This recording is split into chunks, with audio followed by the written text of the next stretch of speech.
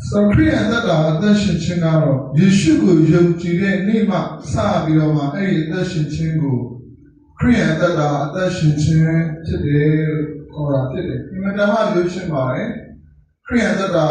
attention chinsura, Pechema Sabi Lays, so you know, the sugar dog mimic a passion chit. Young Jire Niga Sabi, they didn't need the attention chingo. Korean that attention channel or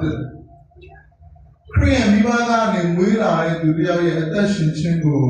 Korean that attention channel to the room, Chanza, Timalunia, like and Bull and Hobo. Korean the Martina in it, Siaria, Piano Sati said that the attention chingo. Korean that attention chin, common attention channel. Tamalunia. You should not go mimic a pension chip. Young Jire Nia Sabi, any attention chingo, Korean that attention chin, and the other going on, young Jidu Tata, ne, Sadi attention chin or a tobacco. And a Troniniama, Toro attention in Yari tech. The medicine I am in Yaga, they naturally you should go mimic a pension chip, young Jibadala.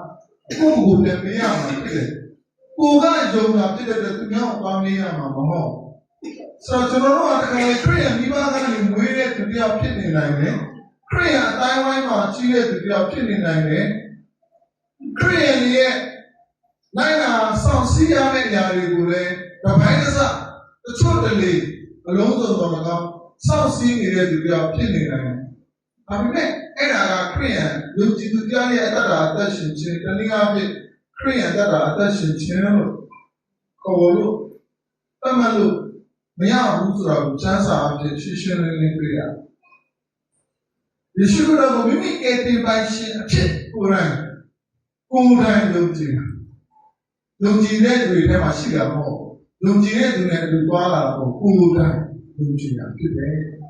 Any attention in me and Sabi. Korean that attention chin, telling out the going on, Lungi to that attention chin cover. So, the Yonji chin, Yonji to that, Yonji chin and Sabi people are the days from where we people were. So, Yonji to that. And the other going, we share, truly share going. Korean that. Yonji to that. Yesu Yonji Chen Sabi la pe.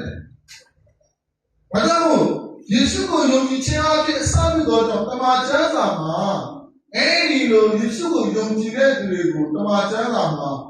Sagalo tro ne chishin ko ra ga Yonji du lo khaw. Ba lo Yonji du lo khaw le so to Yonji Chen Sabi wa. So ba ko Yonji Chen le sa la le lo ka ma. Ko ye sait kham ma ta ko yong na le ma ho. Now, the love the Sashi and Koye, Seko, Yonamo. Now, the love Yonan, Abagu Yonis from Mo. Abu Yonjina Esro, Yesu, pay out the day from the Medium. Never, Yesu Karama, I think Kana. Now, 30 days, Yesu had some good domain. Never know Yesu is a long domain. Any loss of good, Jesus is a guy doing it. You should know what I think I go blue Jonale, Nibulu Jonale, meaning not to not the who got the lonely maybe Tia, to love you home. To not go, Chalo Bata, shoot out, can't go no look. And you love you home.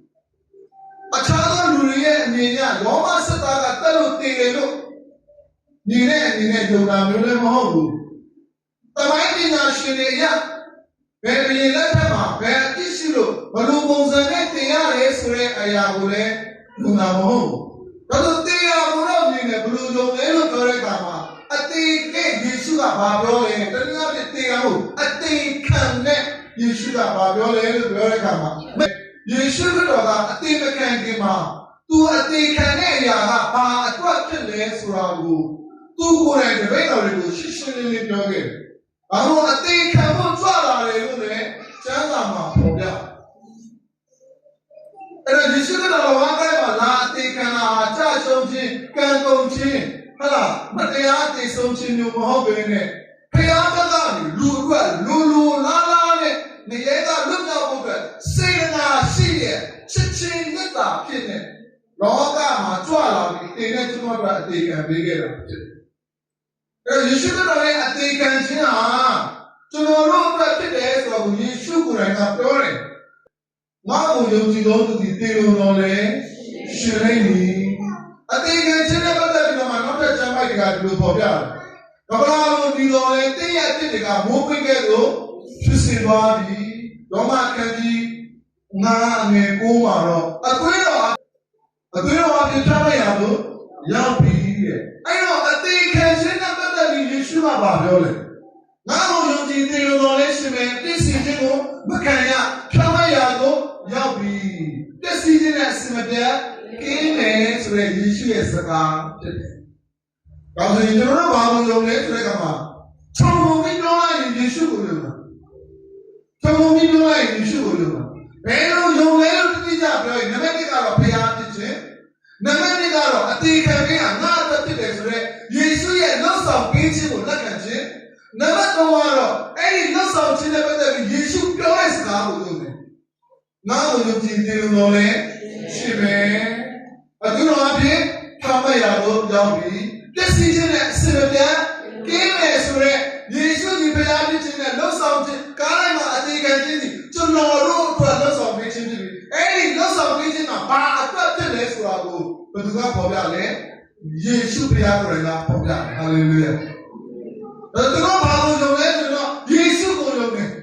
ဘာလို့ယုံလဲဆိုတော့ဖျားဖြစ်တယ်ကျွန်တော်အတွက်အသေးခံပေးတယ်အသေးခံခြင်းကပါရမီရဲ့ကလွတ်မြောက်စေတယ်ဖျားသားဖြစ်စေတယ်ဆိုတော့ယေရှုရဲ့မိန့်မာချက်ယေရှုရဲ့စကားတော်ကိုယုံကြည်တယ်အာမင်ဘုရားဖြစ်ခြင်းနဲ့အသွင်ဆောင်ပေးခြင်းသူ့ရဲ့စကားတော်ကိုယုံကြည်ခြင်းကြောင့်ယေရှုကိုယုံကြည်ခြင်းလို့ခေါ်တာပဲအာမင်ဒါကြောင့်ယေရှုကိုယုံကြည်ခြင်းလို့ခေါ်တာပဲအဲဒီလိုယေရှုကိုယုံကြည်ခြင်းကြောင့်ယုံကြည်တဲ့သူကိုကျမ်းစာက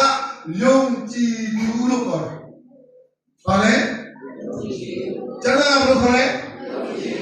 ယုံကြည်သူဘာကြောင့်လဲယုံကြည်ခြင်းနဲ့အစပြုတာယုံကြည်ခြင်းနဲ့ဖြစ်ပေါ်လာတာဘယ်သူကိုယုံကြည်တာလဲလို့ပြောလိုက်ရင်တော့ဘယ်သူကိုယုံကြည်တာလဲယေရှုကိုယုံကြည်တာအဲဒီမှာရှိတဲ့ဓမ္မမိတ်ဆွေဒီကိုမောင်နှမများဒီနေ့ရဲ့အတ္တတာထဲမှာယေရှုကိုယုံကြည်ခြင်းရှိပြီလားကိုယ်လည်းမေးပါဘယ်သူကလဲကြည့်ကိုမေးဒီနေ့ကျွန်တော်တို့စိတ်ချနေတယ်ဆိုတာကကျွန်တော်အကျင့်ကောင်းပြီးအကျင့်တောင်းလဲသွားတဲ့အပေါ်မှာကျွန်တော်စိတ်ချကြပါအကြောင်းမှမရှိဘူးဒီနေ့ကျွန်တော်စိတ်ချနေတာကအဲ့ဒီယေရှုကပြောသောစကားကိုကျွန်တော်စိတ်ချတယ်ကျွန်တော်ရတဲ့စိတ်ချမှုကကျွန်တော်စိတ်ရဲ့ယုံနိုင်တဲ့အရာတော့ရတာမဟုတ်ဘူးကျွန်တော်အကျင့်ကောင်းမှုရတာမဟုတ်ဘူးကျွန်တော်ဒီလောက်ဒီလောက်နိုင်မှုရတာမဟုတ်ဘူးရိုးရိုးလေးပဲယေရှုပြောတဲ့စကားကိုကျွန်တော်စိတ်ချနေတာငါ့ကိုယုံကြည်တော်သူသည်အသွေးအားဖြင့်အပြစ်စီခြင်းကိုအပြစ်သားရတယ်သူပြောတယ်အဲ့ဒါကိုကျွန်တော်စိတ်ချနေတာကျွန်တော်စိတ်ချမှုဘယ်ကလာလဲလို့သိချင်တယ်ယေရှုပြောတဲ့စကားကိုစိတ်ချလို့ပြောနေတာဖြစ်တယ်အာမင်ဒီနေ့ကျွန်တော်ရဲ့လွတ်တယ်ဆိုတာကျွန်တော်ယုံနိုင်လို့ကျွန်တော်ကောင်းလို့ကျွန်တော်စိတ်ချနေတာမဟုတ်ဘူးလွတ်ပြီးတော့ပြောတဲ့ယေရှုစကားကိုကျွန်တော်စိတ်ချနေတာဖြစ်တယ်ကျွန်တော်အထဲလာရတဲ့စိတ်ချမှုအားလုံးဟာယေရှုစကားအပြည့်ဖြစ်ပါတယ်အာမင်ဒီနေ့ကတော့လူဒီဖောက်တယ်တဲ့လူဒီသစ္စာမရှိဘူးလူဒီဂတိမတည်ဘူးဘုရားဒီမဖောက်ပြန်ဘူးဘုရားဒီသစ္စာရှိတယ်ဘုရားဒီသူ့စကားလေးအမြဲတမ်းဖြောင့်မတ်မှန်ကန်တယ်သူဒီဖြောင့်မတ်မှန်ကန်တော့ကြောင့်သူပြောတဲ့စကားလေးအစင်တည်တယ်သူဒီအစင်တည်တော့ကြောင့်ဖြစ်တယ်အဲဒါကြောင့်သူ့ကိုဖြောင့်မတ်တဲ့ဘုရားကိုခေါ်တာဖြစ်တယ်အဲဒါကြောင့်သူ့စကားကိုစိတ်ချတဲ့သူတွေကဘယ်တော့မှအဆက်ပဲကြတာမရှိရဘူးအဲဒါကြောင့်ချစ်တော်မိတ်ဆွေယုံကြည်သူတယောက်ရဲ့စိတ်ချမှုဆိုတာဟာခရစ်ယာန်ဆရာကပေးတာမဟုတ်ဘူးကိုယ်အထဲကလာတာလည်းမဟုတ်ဘဲနဲ့ခရစ်တော်စကားအဖြစ်ရတဲ့စိတ်ချမှုဖြစ်တယ်အာမင်စိတ်ချမှုတော့ဘာလို့ရ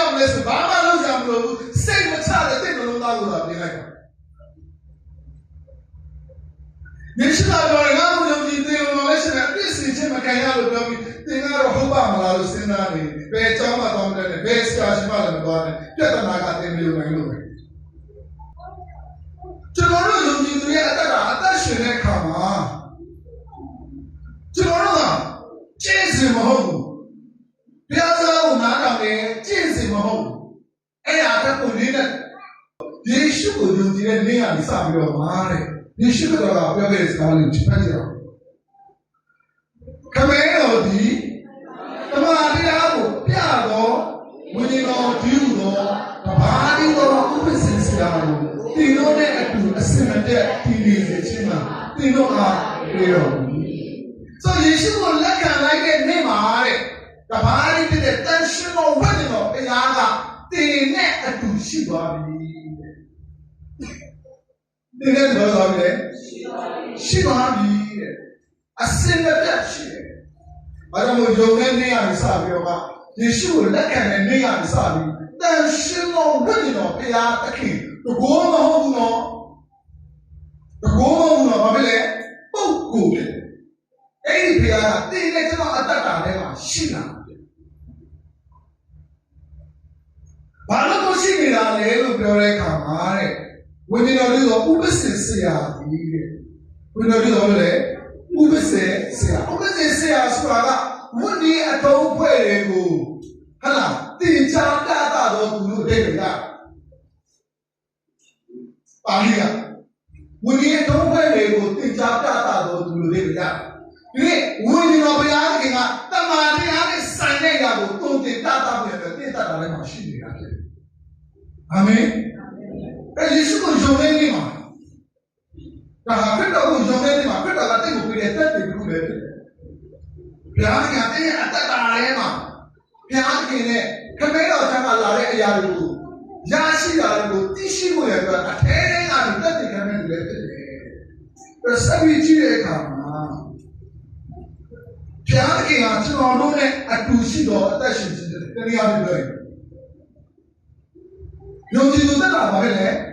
ဘုရားသခင်ကျွန်တော်တို့နဲ့အတူရှိတဲ့အသက်ရှင်ခြင်းတယောက်တည်းအကျင့်နေနဲ့နီးလန်းနေနဲ့ရှင်နေတာမဟုတ်ဘူးသင်ယုံလိုက်တဲ့ဘုရားယေရှုဘုရားကကားတိုင်းမှာသင်ပြီးမပြောက်သွားပဲ၃ရက်ပြောက်သွားပြီးမှထားပြောက်ပြီးတော့မှအဲ့ဒီဘုရားသင်နဲ့တူရှိတယ်ဝိညာဉ်တော်ဘုရားသင်နဲ့တူရှိတယ်ခမည်းတော်ဘုရားသင်နဲ့အတူရှိတဲ့ဘုရားဖြစ်တယ်ဟာလေလုယာအဲ့ဒါကြောင့်ရောမကရှိနေရှိတာနဲ့ဆက်ချအောင်ဘာကြောင့်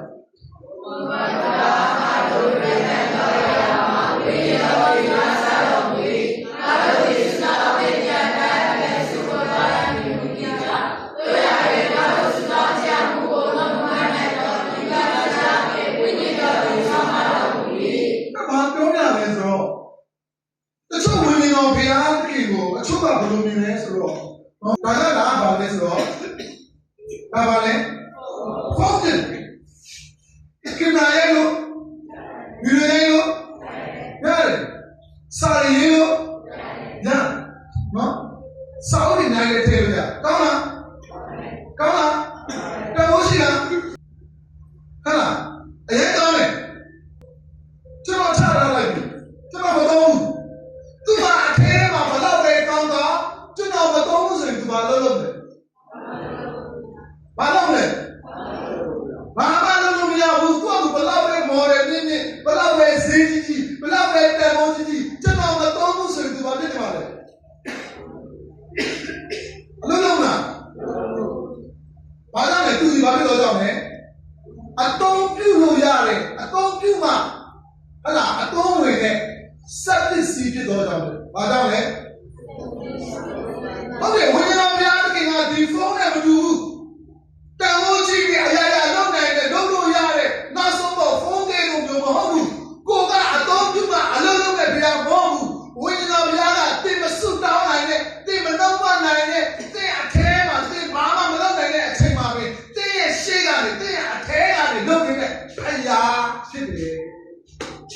အာမင်ဒီတင်ရလိုက်တဲ့ဝိညာဉ်တော်ဘုရားက iPhone လိုမျိုးပဲစက်ပစ္စည်းတစ်ခုမဟုတ်ဘူး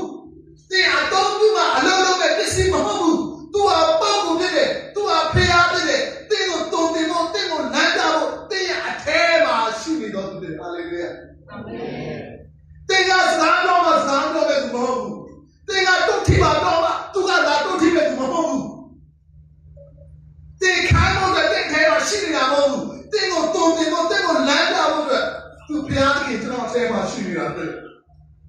အာမင်အဲ့ဒါကယုံကြည်တဲ့သူတိုင်းရဲ့တက်တာမှာဝင်တော့ဘုရားရှိရှိဖြစ်တယ်အာမင်ကျရှင်းမှာဘုန်းကြီးပါဒါ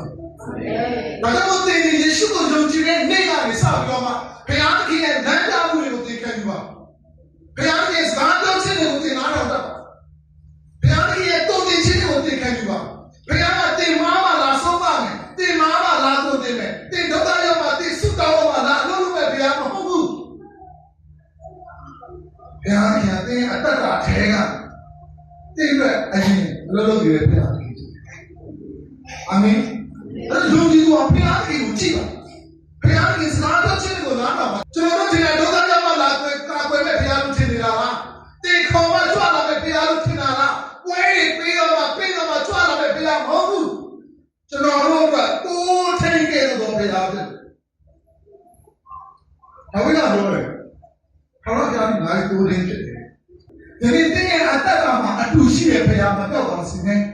ဘာပဲလို့ယေရှုကြောင့်လုပ်တာဖြစ်ပါစေ။ဘာပဲလို့လုပ်တဲ့ရာအားလုံးကိုယေရှုထံကနေအကျိုးရဖို့ရမှာဖြစ်တယ်။အာမင်။အဲ့ဒါကျွန်တော်တို့ခေါ်ရတာယေရှုဖြစ်တာ။အဲ့ဒီယေရှုကတင်းနဲ့ပြောင်းအသက်ရှင်လိုက်တာတင်းနဲ့အတူရှိတဲ့ဘုရားပဲ။တင်းလုံးနေတာကိုမြင်တယ်။တင်းတော်နေတာကိုမြင်တယ်။အဲ့ဒါမှတင်းကခရစ်ယာန်အသက်ရှင်ခြင်းကိုပြောတဲ့အခါမှာခရစ်ယာန်နေနဲ့ပဲအသက်ရှင်မှာမဟုတ်ဘဲနဲ့ခရစ်တော်နဲ့အတူရှင်နေတာဖြစ်ဖို့လိုတယ်။အာမင်။ငါတို့ကဘယ်သူနေလဲ။ငါတို့ကဘယ်သူနေလဲ။အဲ့ဒီနေတဲ့ခရစ်တော်ပေါ်မှာပဲအခြေပြုပါ။စာလုံးဆောင်တွေကခရစ်တော်နဲ့အခြေပြုပါ။မျောလေးတဲ့ခါမှာလည်းဘယ်သူပဲမျောနေပါလဲ။ဟုတ်တယ်လူတွေမကောင်းတဲ့ခါမှာလည်းဒီခရစ်တော်ကိုမြင်တဲ့ခါမှာကိုရောကြောင့်ကျွန်တော်လုပ်ရတယ်။ကျွန်တော်လုပ်တာကိုကိုရောမြင်တယ်။ကိုရောမြင်တတ်တယ်။ကျွန်တော်ဝမ်းသာတယ်ကိုရောကျွန်တော်ဆက်လုပ်တယ်။ဒီလိုအဲ့လေဟုတ်တယ်ဒီနေ့တင်ငါဒီလိုသက်ရှင်ခရစ်တော်ကြောင့်ဖြစ်တယ်ခရစ်တော်မြင်နေဆိုတော့တဲ့အထဲမှာကိုပျောက်တဲ့ဆောင်ငါအသက်ရှင်နေကျိုးစားပြီးရှင်နေပြီနဲ့အစမပြေဘူးလေတုံးတဲ့ကတော်ပါလို့ကွာအချင်းကြီးစိတ်ကဒီနေ့ခရစ်ယာန်သက်တာအသက်ရှင်ခြင်းနဲ့ပတ်သက်ပြီးတော့မှခရစ်တော်ရဲ့မိန့်တဲ့စကားများကိုလိုက်လျှောက်ကြမယ်လို့ကျွန်တော်ယုံကြည်ပါတယ်။ဒါဘာလို့ရှင်မောလို့ပြောလဲ။ဝိညာဉ်နဲ့စာပြီးမှဘာလို့စာတိနဲ့ဆုံးတာလဲ။ဒီကြားကအများကြီးကိုကျွန်တော်စဉ်းစားဝင်ရဖြစ်တယ်။အချို့ကဘုရားကြီးခိုင်းတယ်ဒါပေမဲ့မလုပ်တော့ဘူးတော့ဗျာ။အချို့လည်းဘုရားကြီးသဘောနဲ့အသက်ရှင်နေကြာလာတဲ့အခါကျတော့ဘုရားသဘောပြောင်းပြီးစာတိဒီသဘောနဲ့ထွက်လာ။အချို့လည်းဘုရားကိုသူကြည်ချင်းနဲ့စတယ်ပြီးလည်းပြောဘာကြောက်သွားလဲယုံကြည်ခြင်းပြောင်းသွားတယ်ဆရာကြောင့်ကျွန်တော်တက်တည်ခံတယ်ဆရာနဲ့ကျွန်တော်ပြောင်းနေလာတာကဘာမှမရှိဘူးအရင်ယုံကြည်လာတယ်ဘုရားအခုဘုရားကတော့ဆက်ကားလေးရှိပြီအဲ့ဒီယုံကြည်ခြင်းပြောက်သွားနေတယ်ပတ်စံမရှိအပြင်တော့မထွက်ရတော့ဘူးလေစတောင်းလိုက်လာတာပတ်စံမရှိလေကိုရောကြည့်တယ်ဆိုပြီးခရီးတွေအင်္ဂလိပ်ကလေးတွေဒီမှာဒီတော်တော်များဖတ်ခဲ့တာဆရာလည်းလဲသိတော့မပါဘူးအခုကတော့ဆရာလည်းလမ်းကြီးမရှိကော်ဖီဆိုင်တော့ထိုင်ကြတော့စိတ်ရပါလေဟာဆရာစာပြောင်းလိုက်တာကလူငယ်ရဲ့အခုတော့မဆောင်နေဆက်လာနေတာတော့မှဘုရားကိုအဲ့လိုစိတ်ချတာအခုဘာဖြစ်လို့စိတ်မချတော့တာလဲပြီးတော့စဉ်းစားတာတွေလည်းများလာတယ်သိလာတာတွေလည်းများလာပြီးတော့မှယုံကြည်ခြင်းနဲ့စတာနေပါပြီးတော့မှတိုက်ဆန်နဲ့လက်တွေ့တက်တာစတာများတော့ယုံကြည်ခြင်းပဲတောက်တော့မသိဘူးဘာကြောင့်လဲအချို့လည်းဘုရားခင်ကဖောက်ပတ်တဲ့လူတွေနဲ့အရရကပေါ့ထောက်ပံ့တာတွေကတော့ယုံကြည်ခြင်းကြောက်တာထောက်ပံ့တာနဲ့အစဉ်ပြေတော့ဘုရားမချိုက်တော့ထောက်ပံ့တာပြန်ဖြုတ်တုံညာနေပြန်စားဟောကိုရောဘယ်လိုလုပ်ရမလဲတလားသိမ်းသားစေတင်းပြပုံတာအခုဘယ်သူမှမပြီးတော့ကိုရောကျွန်တော်လုံးခါရောက်တော့ရောက်ပါအဲ့ဒီတော့မှကြိုက်မကြိုက်စိတ်ဆိုးစိတ်အောင်ဆိုးရတယ်သူစရာကိုရောကျွန်တော်ဘယ်လိုလုပ်တာ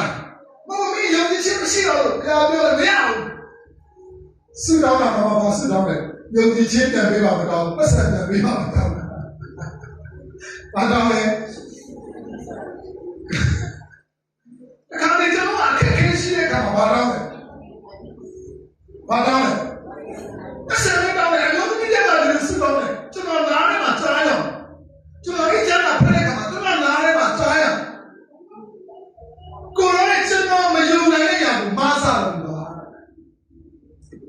အာမင်အဲ့ဆိုတော့ကျွန်တော်မယုံနိုင်တဲ့ညာဖြစ်ပါတယ်ဒါပေမဲ့ကျွန်တော်ဘာလို့ပါလဲမဆာပါဘုရားကယုံကြည်တဲ့တာလည်းမှာအောင်မြင်ခြင်းကယုံကြည်ခြင်းပဲကျွန်တော်ရဲ့အတ္တလည်းမှာကြောက်ရွံ့စရာတွေရလာလိမ့်မယ်ဒါပေမဲ့ဘုရားကကြောက်ခြင်းမှာတင့်ကိုရောက်တာအဲ့ဒီတွေကနေလွတ်မြောက်ခြင်းနဲ့နေတဲ့ခြင်းကိုဘုရားကပြုတော်မူတယ်အာမင်ဒီစိတ်ကတွေးပြီးကြောက်နေတဲ့ຢာရှိလားရှိလား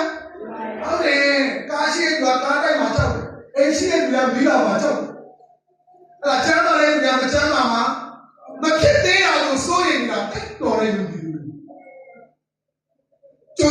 ကြိုတင်ပြီးတော့မှစိုးရိမ်တာလေ့ကျင့်တာနေတဲ့ချင်းအောင်များလားကိုယ်အေးစစ်စစ်နေတော့အေးစစ်နေမဖြစ်တော့ဒါလေးပြတ်သွားရင်တော့အကုန်လုံးကိုလိုက်စိုးရိမ်နေတာဘုရားမင်းသားကြောက်တော့မရောက်တာလေယုံကြည်ချင်းကြီးတယ်ပဲပြောရမှာတော့တယ်ပဲပြောရမှာခါလေးတော့လည်းပြောလို့လေကျုံနေလို့လေအဲ့ဒါအဲ့ဒါကိုကျုံတွေးကြောက်တယ်လို့လည်းမဟုတ်ဘူးဒါပေမဲ့ချက်ချင်းတွေကဝင်လာမှာပဲတင်အတ္တတွေကဝင်ရပြီနဲ့အမှုတွေကတွေ့ရဒါပေမဲ့ဘုရားသခင်ကတင့်ကိုအဲ့ကြောက်ချင်းမှမထားဘူးဘယ်လိုကြောက်ချင်းနဲ့လာအဲ့ကြောက်ချင်းကိုပြင်ပြနိုင်တဲ့အဲ့ကြောက်ချင်းနဲ့မှနေတဲ့ချင်းကိုဘုရားသခင်ကပြီးတော့မှာဖြစ်အာမင်နေတဲ့ချင်းကိုပေးတဲ့အလုပ်ကသူ့ရဲ့လုပ်ပဲလေဘုရားရဲ့အလုပ်ဖြစ်တော့တာဟာလေလုယာအဲ့ဒီဆောက်တဲ့ဘုရားကိုနေတဲ့ချင်းပြီးတော့မှဘုရားခင်ဖြစ်တယ်ဆိုတော့ကျွန်တော်ပြောပြချင်တယ်အဲ့တော့ဘုရားခင်နဲ့ဆိုင်သွားတဲ့တက်တာဆိုတာကအကျင့်ကောင်းပြီးတောင်းလဲတော့တာဘယ်ပဲနဲ့ဘာလဲလေယေရှုကိုလက်ခံတဲ့တက်တာဖြစ်တယ်အာမင်အဲ့တော့ယေရှုကိုလက်ခံတဲ့အတ္တတာဖြစ်တယ်ဒါကြောင့်ဘုရားခင်ဝင်လို့ဒီဘာလို့လဲဆိုတော့ချက်ချအောင်အာလုရိကာဧကာတိတာတိကိုဝိညာဉ်တော်ဒီကာရေဝိညာဉ်သူတဲ့ကံတော်မူ၏ဆိုတော့ငါတို့ဒီဘုရားခင်တာဖြစ်တယ်ဘုရားတတ်တယ်ခံတယ်ဒါရှင်တော်ဝိညာဉ်တော်တတ်တယ်ခံနော်ကျွန်တော်ဘုရားခင်တာဖြစ်တယ်ကိစ္စမကြီးအောင်ဆက်လေးကို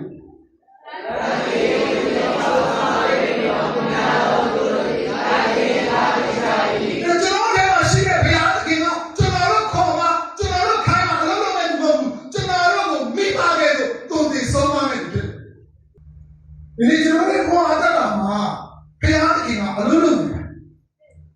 ကျွန်တော်ရဲ့မာနမှုတွေကိုဆုံးမဖို့မာနမှုတွေကိုလမ်းပြဖို့မာနမှုတွေကနေထပ်မလာဖို့ကျွန်တော်အတွက်အနည်းနဲ့အလုံးလုံးနေတဲ့သူကယခုတင်ကိုယ်ပဲဘုရားသခင်ဖြစ်တယ်အာမင်ဆက်ဆက်ဒုတိယသူတွေကိုဘယ်နဲ့ပတ်သက်လဲသမာချမ်းသာတာပါပြောတယ်ဗျာကျမ်းမိုက်နှစ်ပိုက်ကိုပတ်သက်ဖြောင်းမဲ့တော်သူဒီခဏချင်းဘာလို့လဲထားလဲလဲဆိုတာအဲ့တော့ပြောတော့မဟုတ်ဘူးလဲလဲတော့ဆိုတော့မှားနေသွားတယ်အတ္တကချဆင်းသွားတယ်ဒါပေမဲ့ဘာဖြစ်လဲတထားဖြောင်းမဲ့တော့ဘာလို့လဲထားသိလားအတူရှိတဲ့ဘုရားသခင်ကြောင့်ဖြစ်တယ်ဘုရားတွေကိုထားလို့ဆွဲခေါ်လဲဘုရားဆုံးမလဲဘုရားပြည့်ပြည့်လဲခရယာကမလို့ဘူးဆိုကျွန်တော်ရဲ့အတ္တကမှာအနေနဲ့ထောက်တဲ့ချင်တာအတ္တမရှိဘူး။ဘယ်နဲ့ကနေစနေငယ်ရှိတာပေါင်းလို့ဒီဘာလို့လဲတာခဲတာရဲ့ဆုံးမခြင်းကိုတာတိုင်းခံရဒီဘုရားခင်တာသမီးဖြစ်တော်ကြောင့်တင်လောက်တဲ့အမားတွေကိုတင်ခံလို့ခံရမယ်ဘလို့သဘောနဲ့ခံရမယ်တာဖြစ်တော်ကြောင့်အဖေရဲ့ဆုံးမခြင်းကိုတာတဲ့ခံရတဲ့အရာကိုခံကိုခံရတာအရာလို့ပြောတဲ့အခါမှာကောင်းကြီးပဲဆက်ဆက်ပြောနေတယ်အချောတာအရာနဲ့ဆိုင်တဲ့ကောင်းကြီးပဲပြောနေတာတာအရာနဲ့ဆိုင်တဲ့အဖေရဲ့ဆုံးမခြင်းရှိတယ်တာအရာနဲ့ဆိုင်တဲ့အဖေရဲ့တောင်းကိုပါဝင်ခြင်းအစီအကံခြင်းလည်းရှိတယ်ခရဗျာကချစ်တော်မူတော့ဘာလို့လဲမိတဲ့တောင်းကိုဒါကမဲ့ကျွန်တော်တို့ပြောလို့မရဘူးအတင်းတော်ကပြောလို့မရဘူးမိဘကပြောလို့မရဘူးလက်ခံချင်လို့ရတယ်အရာရာထက်ကြီးတဲ့ဘုရားခင်ကသူခရစ်တော်ကိုတကယ်လက်ခံတာအဲ့ဒီလူကိုဘုရားခင်ဆုံးမ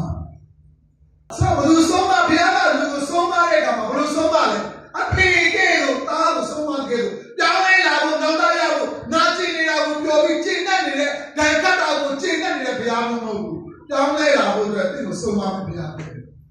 အဲ့တော့ယေရှုခရစ်တော်ရဲ့နိဂါမတစ်ခုရှိတယ်ယေရှုခရစ်တော်လောကမှာအသက်ရှင်နေတဲ့အခါမှာကျွန်တော်တို့ကပုံသက်တည်ပြခဲ့တဲ့အကြီးမားဆုံးသောအရာအသက်ရှင်ခြင်းနဲ့ပတ်သက်လာတယ်ဒီလိုပဲအဲ့ဒါကဘာလဲဆိုတော့ကိုရောကျွန်တော်အလိုတိုင်းမဖြစ်ပါစေနဲ့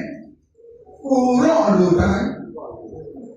ယေရှုကသူဖြစ်ခြင်းနဲ့ရာသူဖြစ်ခြင်းနဲ့ရာကခရစ်တော်ဖြစ်ခြင်းနဲ့ရာကအသက်ရှင်လို့အသက်တာကိုဖြစ်စေခဲ့အဲ့ဒီလိုနဲ့အလိုတော်ကိုပြီးတော့စေခဲ့ဒီနေ့ယုံကြည်သူတွေအသက်တာထဲမှာခရစ်တော်အသက်ရှင်စေခြင်းနဲ့ဘုရားရဲ့အလိုတော်ရှိတဲ့အရာအေးသေးလေးအခုသင်ရှိမှရှိတဲ့အဖြစ်တဲ့ခမင်းစားခြင်းလားဆက်ဆံခြင်းလားအဲ့ဒီနဲ့စကားပြောခြင်းလားမိသားစုနဲ့ဆက်ဆံခြင်းလားအဲ့ဒီလိုတင်းနေတဲ့ကိစ္စတွေမှာကိုရောအလိုတိုင်းဖြစ်ရပါမယ်ဆိုတဲ့ဝန်ခံခြင်းနဲ့စရှင်ကြည့်ပါကားထဲမှာအသေးခံလို့ယေရှုကကိုရောအလိုတိုင်းပါလို့မပြောနိုင်တဲ့အချိန်မရောက်သေးခင်မှာဒီနေ့ခမင်းစားခြင်းလားစကားပြောခြင်းလားအလိုဝင်ထည့်ခြင်းလားမိတ်ဆွေတွေနဲ့ဆက်ဆံတဲ့အချိန်မှာအဲ့ဒီလိုအသေးငယ်ဆုံးအချိန်မှာအခုကျွန်တော်ပြောလို့လိုတာကဘာလဲလဲကျွန်တော်လိုတိုင်းကိုရောအလိုတိုင်းအလိုတော်ဆောင်တဲ့သူကတင်းရဲ့အရှိမအခုရှိတဲ့အဖြစ်တဲ့လေးတွေကိုခရစ်တော်ရဲ့သဘောနဲ့အသက်ရှင်နိုင်တာကတင်းရဲ့ကြောက်ဆုံးခြင်းပဲဖြစ်တယ်ဒီမှာကြောက်ဆုံးနေတယ်လို့ထင်ပါပဲတင်းငယ်တဲ့မှာကြောက်ဆုံးနေတယ်ကျွန်တော်လည်းလူတွေတူပါပဲကျွန်တော်ကတိတိမမားတွေလုပ်ချင်နေတာအလိုလိုပြောတဲ့ခါမှာတခါနဲ့ဟိုဘယ်နိုင်ငံမှာသွားစီခရရမလဲဘလို့ပေးဆက်ရမလဲဒါတော့ပဲကျွန်တော်တို့ကမြင်နေတာကျေးဇူးတော်အားဆက်ရှိနေတာဒါနဲ့ခက်တာကယနေ့တင်လို့ရမယ့်အလုပ်ယနေ့တင်လို့နေတဲ့အလုပ်တင်ကြုံရတဲ့အရာအမှုတော်မဟုတ်ဘူးမိသားစုနဲ့စကားပြောချင်တာအမှုတော်မဟုတ်ဘူးမိတ်ဆွေနဲ့စကားပြောချင်တာကုညီချင်တာပေးကမ်းချင်တာအဲ့ဒီအရာတွေမှာဒီစောင့်ခံကြည့်ပါကျွန်တော်လိုတိုင်းကိုရောအလိုတိုင်းအဲ့ဒါယေရှုကပြောတယ်ငယ်တဲ့မှာသစ္စာရှိဖို့ဒီနေ့ကျွန်တော်ရဲ့အသက်တာထဲမှာဘာလို့သစ္စာမရှိတော့လို့ပြောနေကြတာလဲဘာမှမလုပ်နိုင်လို့ဘာမှမလုပ်လို့မဟုတ်ဘူးအေးနေတဲ့နေရာမှာခရစ်တော်ရဲ့သစ္စာကိုအသက်ရှင်ခြင်းရှိဘူးဒါပေမဲ့ကျွန်တော်ရဲ့စက်ကချင်ပါရဲ့နေတယ်ဘာလို့ပါလဲဘလို့ဖြစ်ပါလဲကိုလိုသူတော်ကိုဘလို့တော့ပါလို့စက်ကနေပေမဲ့တင်းငယ်တဲ့အရာတွေမှာသစ္စာနဲ့အသက်ရှင်ခြင်းရှိဘူးခရစ်ယာန်တက်တာဆိုခရစ်တော်နဲ့ရှင်နဲ့တက်တာပဲဖြစ်ပါတယ်အာမင်ခရစ်ယာန်တက်တာဆိုခရစ်တော်ကိုမျှော်လင့်ပြီးတော့မှအသက်ရှင်ခြင်းဖြစ်ပါတယ်ခရစ်ယာန်တက်တာဆိုခရစ်တော်ကိုမျက်မှောက်ပြုပြီးအသက်ရှင်နေတဲ့တက်တာဖြစ်ပါတယ်ခရစ်တော်မှာပါပဲနဲ့ရင့်ကျက်တဲ့တက်တာဖြစ်လာတယ်ခရစ်တော်နဲ့အသက်ရှင်နေဆုံးမခြင်းတွေနာကျင်ခြင်းတွေဖြောင်းတဲ့ခြင်းတွေကောင်းကြီးပေးခြင်းတွေတက်တည်များစွာနဲ့ခံစားရပြီးတော့အဲ့ဒီຢာတွေအဖြစ်ကြီးပွားပြောင်းလဲလာတဲ့တက်တာမျိုးကိုပြောတာဖြစ်တယ်။ဒါကိုခရစ်ယာန်တက်တာယုံကြည်သူတက်တာဆိုဘယ်နဲ့တက်ရှင်ခြင်းလဲခရစ်တော်နဲ့တက်ရှင်ခြင်းပဲဖြစ်ပါတယ်